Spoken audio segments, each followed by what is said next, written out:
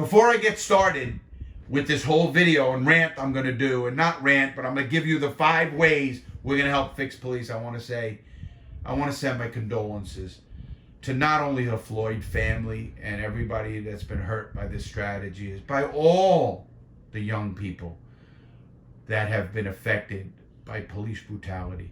And it's more than you think. And it's more than you see on the news. It's a lot. But I want to send my condolences to everybody. So let me jump right into it.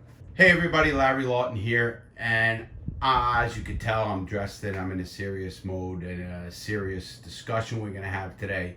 Because it's on what's going on around the country right now, around the United States. And it's injustice. And it needs to be addressed. There are ways to fix it. This stuff has been going on for a long time. And guess what? It sucks. And it's got to change, period. This stuff has been going on for way too long. And more people, whether it's me or other people, need to come out and fix this kind of stuff. And here I am. I have a whole entire plan. I have answers for what they're looking for. And I need you to join Larry Lawton's action crew, because we're going to start taking action. We're going to do action by emails and mail and rallies and a whole bunch of other stuff we're going to discuss today. But we're going to make a change. We're going to get the people out of office who don't belong in office. We're going to get the chiefs of police who have this negative mentality out. Sheriffs out. I want police chiefs like the guy in Minnesota who knelt with the protest. How about the guy in Minnesota, the sheriff, took his helmet shield off and he's walking with the protesters. You know why? Because he knows what's going on is wrong and he wants to change it. And he doesn't get the support from who he needs. And he needs the people. And we all need the people. Let me tell you what's going on. And obviously, unless you've been living under a rock, you have to understand that police injustice is gotten out of hand. Listen, this incident with Floyd, what makes this incident so bad is you could talk about whoever's starting riots, doing riots. That is so out of my realm at this moment.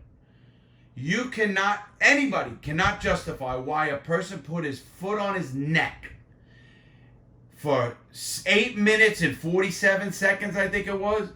He was unresponsive after 3 minutes and 50 seconds.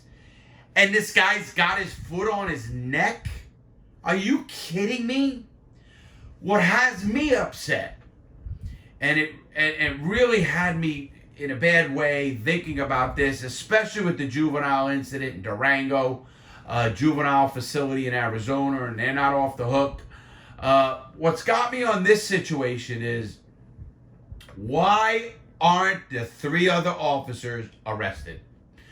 How I look at situations with arrests and charging of somebody and anybody, and I'm a police supporter. Everybody who knows me knows I'm an ex-con, but I'm also the only honorary police officer in the country. And the reason I'm an honorary police officer is because it was the police department that I work with. Lake St. Louis Police Department. You know, and I'm going to get into that. But here is what pisses me off. If that was you or me, we were watching or even guarding so nobody else comes around, an officer killing this guy without even saying, hey man, get your foot off his neck. He's done. He is in handcuffs. If you can't control him when he's in handcuffs, you don't belong being a cop. Period. I don't care if the guy's 6'8". If I got him in handcuffs, I'm going to control him. Because if I can't control him, I don't belong being a cop. Number 1, how do we fix this garbage that's been going on for way too long? And you know, people who know my story, I got out of prison in 2007. I developed a program which is the #1 program in the country, the Reality Check program. And I work with police agencies, and I work with communities, and I work with families and schools and organizations to help young people. That's our goal. We help young people make better choices. And in fact, I now have a whole program that I work with police departments to connect with communities. Why my phone is not ringing off the hook is beyond me. The only thing I could say is because they don't know what I'm doing. The ones that I know what I'm doing, that know what I do and kind of blow it off, I know what mentality they are. And I'm going to give you their mentality. First of all, there's 5 ways we can fix policing. 5 ways. I have them written down. I have statistics. And I have tools to implement 5 of these things that we can stop the crap that's going on, that's been going on way too long. And quite frankly, it sucks. And it sucks that our leadership is so blind or living in some other world they want to live in. And if you don't think they're racist, well, some of them are. Not all of them, but some of them are. The first thing they got to do is they got to hire the right people. They got to hire the right people. You know, let me give it. The cops are going to love what I'm going to say right now. Cops are not paid enough. They're not paid enough. We need to hire police officers, the right ones, and give them the salary they deserve. It should be. It disgusts me when I hear of a cop who's on food stamps, and I heard that. It disgusts me when I see a cop having to do another job.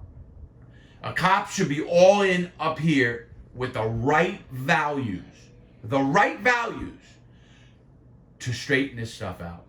We need cops who have values. That is the number one thing on my list. Hire the right people. Let me put it this way. I was talking to a guy who works with me who used to have 200 employees. And I asked him, I said, did you know who the mess ups were? He goes, yeah, eventually you know who the screw ups are. And what do? We either get rid of them, we give them retraining, we do something. Here's the problem. Cops know who the bad cops are, and they're not getting rid of the people who are bad cops. That's the problem. You could call it the code blue of silence or whatever bullcrap you want to call it, but the cops are not policing themselves. It showed it right here in this situation. You had 3 officers who could have stopped that cop and said, hey, get off his neck. Push him off the neck. What did they do? They let it happen right in front of them. I can't fathom to think that if I saw that going on, I wouldn't do something. I wouldn't do something. It blows me away that these 3 cops are not arrested. Because if I was in a crime, if they charged them with a crime, they charged them with a murder, or 3rd-degree murder, but they charged them with murder, and 3 cops are right around them watching the 3rd-degree murder, you don't arrest them? What are you waiting for? And the longer you wait, the more distrust you have. Period. End of story. You know, the chief of police did the right thing. I'm going to say that. He fired that 4 guys immediately. He saw the video, fired them. That's what we need. We need cops who make decisions.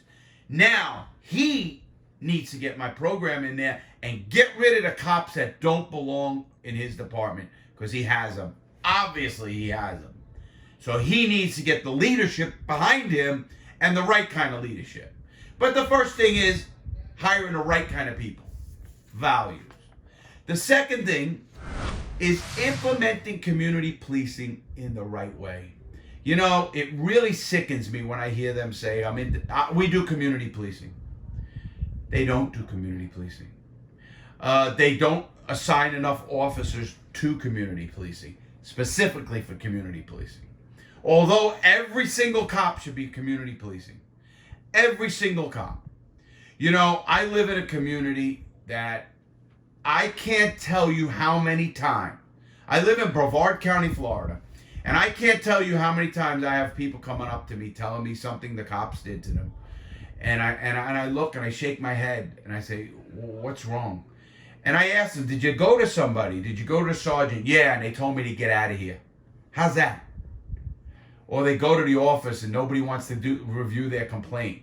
They need a citizens group that a complaint can come to me and I can sit down with the chief and get an answer for that. Me. I will go to the police chief and recognize what the problem is and talk to that police chief and get that situation resolved and get that officer fired or retrained or whatever else we have to do to him. That's number one. Two is implement community policing. I have a community policing program. I have a community policing program that's used in some police departments. Others, I think they either just don't want to work with an ex-con, or they're looking at me like, oh, you know, because I don't give a shit about the police. I don't kiss a police chief's ass. I don't kiss a sheriff's ass. Not going to happen. I'm not going to do it. I respect them as they respect me. Respect goes both ways. Just because you got 4 stars or a colonel's bar or whatever you wear on your emblem doesn't make me have to respect you any more than you have to respect me. That's the problem. Cops forget that they work for me. They work for you. Cops got to remember that. They are part of this community. And when they forget that, that's wrong. How do you not call? Listen, I call them and they don't call me back. Who are you? Blow them off? That's BS. That's what it is. It's BS. And it shouldn't happen. Community policing programs are the single most important thing a police department can do, and that's proven by numbers. Not SWAT departments. And I had a police chief friend of mine, and we debated this, and he said, I don't believe that chiefs of police should come out of the school resource officers. And I disagree with him, and I'll disagree with him right here in front of 1 million people. You're hiring these police chiefs who have all this SWAT experience and all this raid experience and multi-organization attack experience. You know what they all lack? Communication skills. Communication skills. That's the problem. They don't know how to talk to people. And that's wrong. You know what happens with a community policing officer? You know what happens with a resource officer? Forget Peterson down in Florida, Marjorie Stoneman does that. That's just a coward. Didn't belong to wear a uniform. You need police officers who know how to talk to people. And the reason I'm a police officer in Lake St. Louis, Missouri, is because the police chief there doesn't hire anybody unless they say they want to help the community. Did you hear what I just said? Not protect and serve, not get the bad guy. You might have to do that if it's part of helping the community. But if they don't say help the community, he doesn't hire them. Think of that, what I just said. He looks at it this way. Smartest guy, one of the best guys I know, and the present chief of police is amazing. They're the amazing crew, and that's why every instinct in my body wants to throw my badge away. Really does. But I won't because of these guys. These are the kind of guys that I respect for law enforcement. That's why I do what I do. So why does he hire people like this? This is what he does. He says, Larry, he goes, when I sit them down, I know they can recite the law, do the stuff the bullshit academy does. When I ask them why they want to be a police officer in this city, if they don't say, I want to help the community, I don't hire them. Think of that. When I see a cop pass somebody who's pulled off on the side of the road, it bugs me. It bugs me hard. Unless that cop's going somewhere really important, he should stop and help that citizen. And I don't care if it's putting his lights on and waiting for the AAA truck or wait so nobody hits that person. I don't care what the cop's doing. That should be his priority. That's community policing at its best. Not giving out a bullshit ticket that don't mean anything on a road that's empty, or getting that extra DUI, or doing that extra BS that you do. Come on, all you're doing is making enemies. The next thing they can do is training, training, training. Do you know why the military is so good?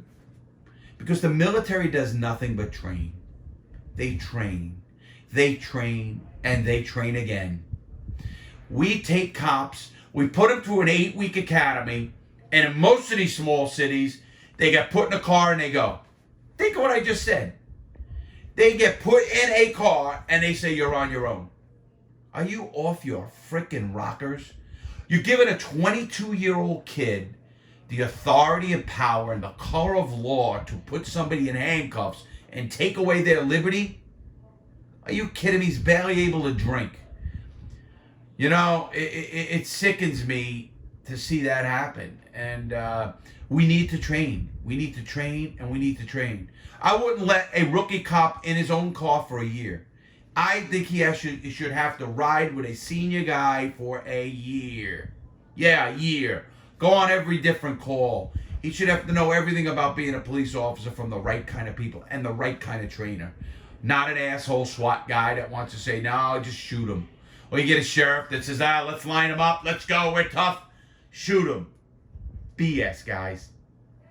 Why do you think you have such civil unrest? Because everybody knows that's wrong. And it is wrong, and it should be wrong. The next thing. We need to use the right equipment the right way. What do I mean by that? Here's the right equipment. Body cameras. Body cameras are very important. But why shouldn't I see what the police see? Why are they held in such confidence? I don't get that. I don't get why I, as a citizen, who paid for that camera, let's get that fact right. I paid for that camera. Why we can't see the footage? Cops have dash cams. They shouldn't be allowed to take a guy out of the view of the dash cam, and they do it all the time. And they do it all the time because they know they're going to do something not right. And they don't want to be under camera.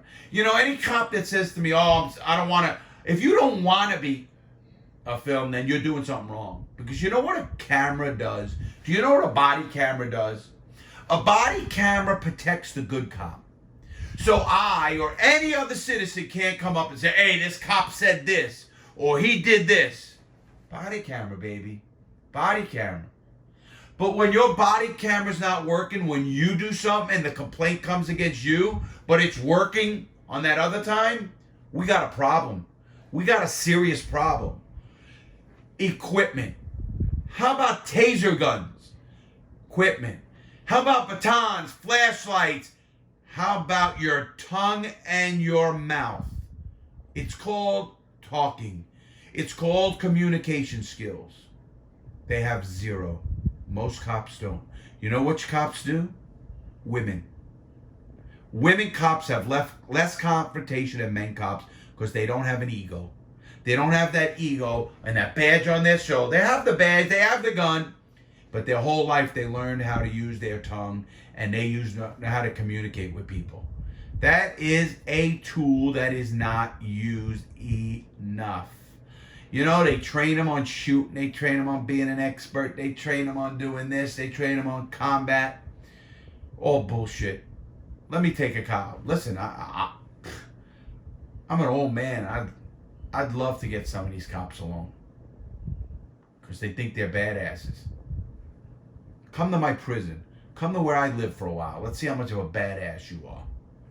Because you'd be crying in the corner like a little pussy. Second, so that's the fourth thing. And the fifth thing is understanding how to use the media. Understanding how to use me, a social influencer. Understanding how to use YouTube, Facebook, Instagram. Understanding how to use CNN, MSNBC, Fox News, every one of them. Understanding how they work, how to use them. The police chiefs need training. The officers need training. And just, it boggles my mind.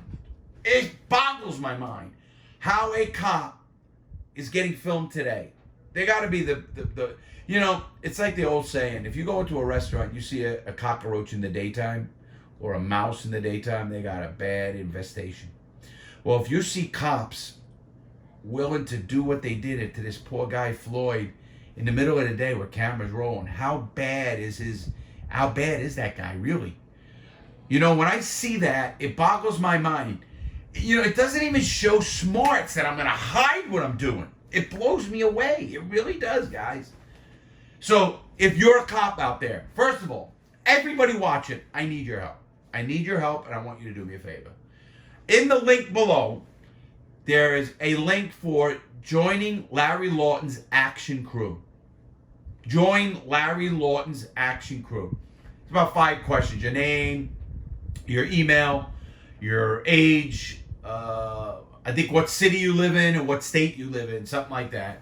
5 questions, 6, whatever it is. It's in the link below. Please join. We already got hundreds of joins, and I want to make it tens of thousands of joins. And we are going to start a whole criminal justice campaign. One of the questions is, will you do email campaigns? Will you do snail mail campaigns? There's a whole bunch of stuff. We have a whole plan on what we're going to do with criminal justice reform. And we're going to get chiefs of police who don't belong there out. We're going to get politicians who are not doing their job, letting police chiefs run them instead of them running the people running the police. You know, I'm willing to talk to any police department, anybody. And if they're out there and if they're listening, give me a call. I'm easy to find. Give me a call. And I will discuss policing with your police department and ways we can help. I have a whole program with video cards that help kids and help communities and help police feel good about themselves and help the police connect with the community.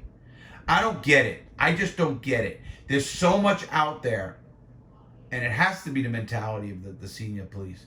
And if you're a senior law enforcement agent in any of these places or anywhere around the United States or the world, please give me a call. Because I want to partner with you. I don't want to hate you. I want to help you. I don't want to hate you. You know, as a guy who's seen both sides of the law, I have a different perspective on how it goes, guys. And there's not many people like me out there.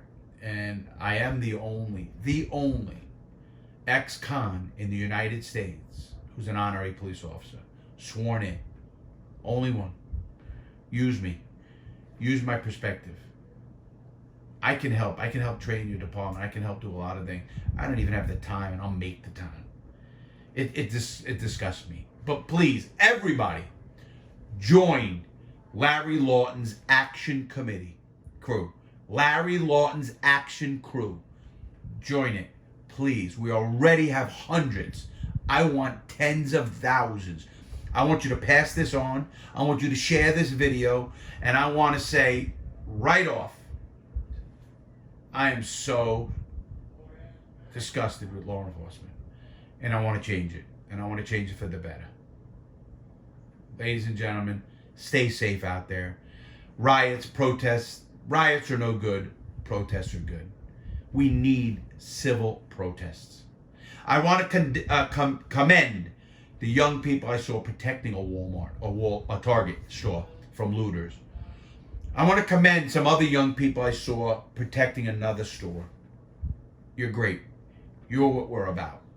The guys looting and stuff are nothing but losers anyway. And they're the ones who don't like the cops and they thinking this is an opportunity. A poor guy's death. And that's what I didn't like. But I'm going to voice my opinion, and here it is. Ladies and gentlemen, please join. Please pass this video around. It's very important. Pass it around. Help. Join. Costs no money. Larry Lawton's Action Crew. Please join. Pass this around. Stay tuned, because I'm not done with this topic at all. Have a great day, everybody. Stay blessed. You are blessed. Stay safe. And stay vigilant.